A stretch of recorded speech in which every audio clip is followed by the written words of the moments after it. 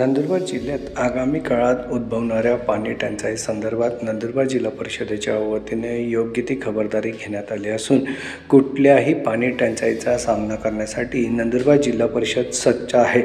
वेगवेगळ्या उपाययोजना राबविण्यात आल्या असून ज्या ठिकाणी ज्या गावात पाण्यासाठी टँकरची सुविधा उपलब्ध करावी लागेल त्या गावात पाण्याची टँकर उपलब्ध करून देण्यात येईल।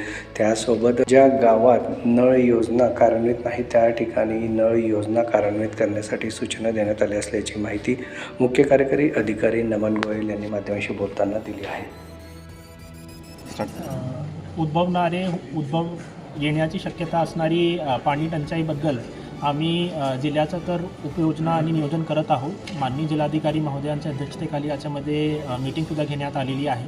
तर कशा प्रकारचे विहीर अधिग्रहण किंवा गाळ काढणे किंवा टँकरचे अधिग्रहण याबद्दल आम्ही प्रत्येक तालुक्यातून आणि जे आमचे पाणी पुरवठाचे डेप्युटी इंजिनियर्स आहेत त्यांच्याकडून माहिती घेतो आहे।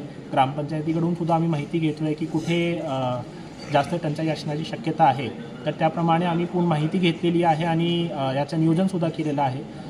या वर्षापासून आम्ही प्रयत्नसुद्धा करत आहोत की जसे काही टाकी देता येईल का जेणेकरून महिलांना जे डोक्यावरती ठेवून पाणी घेऊन जाण्याचा त्रास भोगावा लागते तसा होऊ नये त्याच्यासाठी आम्ही सुद्धा प्रयत्न करत आहोत। आणि मिनी टँकर्स म्हणून आम्ही नवीन प्रकल्प उपक्रम तयार करण्याचा आणि चालू करण्याचा सुद्धा प्रयत्न करत आहोत।